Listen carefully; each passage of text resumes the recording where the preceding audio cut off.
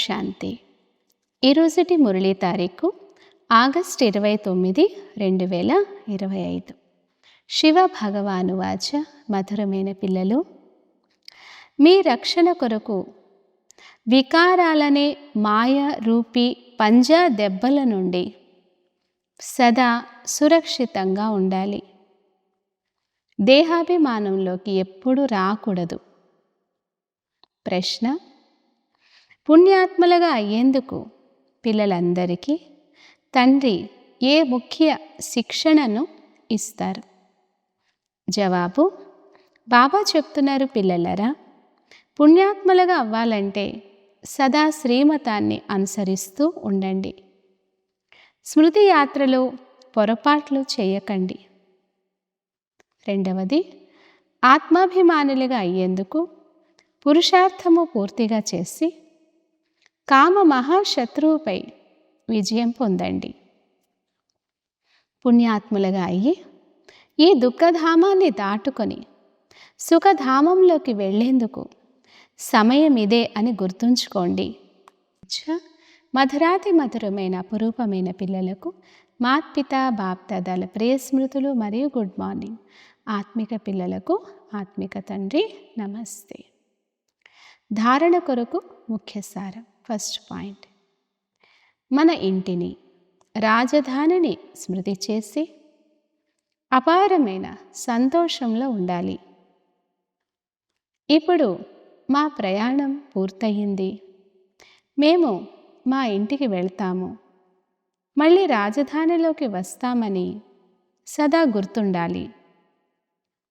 Second point, మేము బ్రహ్మ ద్వారా శివ్ బాబా చేతిలో చేయి వేసి కలుస్తాము. ఆ తోట యజమాని మమ్మల్ని పతితుల నుండి పావనంగా చేస్తున్నారు. మేము ఈ చదువు ద్వారా స్వర్గంలో పట్టపురాణులుగా అవుతాము. ఈ ఆంతరిక ఖుషీలో ఉండాలి. వరదానము: 3 ప్రకారాలైన విజయం యొక్క మెడల్ని ప్రాప్తి చేసుకునే సదా విజయీ భవ. వివరణ: విజయమాలలో నెంబర్ని ప్రాప్తి చేసుకునేందుకు మొదట స్వయంపై విజయం, తర్వాత అందరిపై విజయం, ఆ తర్వాత ప్రకృతిపై విజయులుగా అవ్వండి. ఎప్పుడైతే ఈ 3 రకాల విజయం యొక్క మెడల్ని ప్రాప్తి చేసుకుంటారో అప్పుడు విజయమాల యొక్క మణిగా అవ్వగలరు. స్వయంపై విజయులుగా అవ్వడం అనగా మీ వ్యర్థ భావమును, స్వభావమును శ్రేష్ఠ భావము, శుభ భావన ద్వారా పరివర్తన చేసుకోవడం.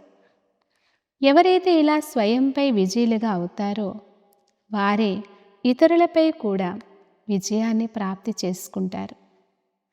ప్రకృతిపై విజయం ప్రాప్తి చేసుకోవడం అంటే వాయుమండలం, వైబ్రేషన్లు మరియు స్థూల ప్రకృతి యొక్క సమస్యలపై విజయులుగా అవ్వడం. స్లోగన్: స్వంత కర్మేంద్రియాలపై సంపూర్ణ రాజ్యం చేసేవారే సత్యమైన రాజయోగులు. అవ్యక్త సూచన: సహజ యోగులుగా అవ్వాలంటే పరమాత్మ ప్రేమ యొక్క అనుభవీలుగా అవ్వండి. పిల్లలైన మీకు జ్ఞానంతో పాటు సత్యమైన ఆత్మిక ప్రేమ లభించింది. ఆ ఆత్మిక ప్రేమయే ప్రభువుకు చెందిన వారిగా చేసింది. ప్రతి పుత్రునికి డబల్ ప్రేమ లభిస్తుంది. ఒకటేమో తండ్రి ప్రేమ, రెండవది దైవీ పరివారం యొక్క ప్రేమ. ఈ ప్రేమ యొక్క అనుభవం దీప పురుగులుగా చేసేసింది. ప్రేమయే అయస్కాంతం యొక్క పని చేస్తుంది. అప్పుడు వినేందుకు మరియు మరణించేందుకు కూడా తయారైపోతారు. సంగమయుగంలో ఏ పిల్లలైతే సత్యమైన ప్రేమలో జీవించి ఉండే మరణిస్తారో వారే స్వర్గంలోకి వెళ్తారు. అచ్చా. ఓం శాంతి.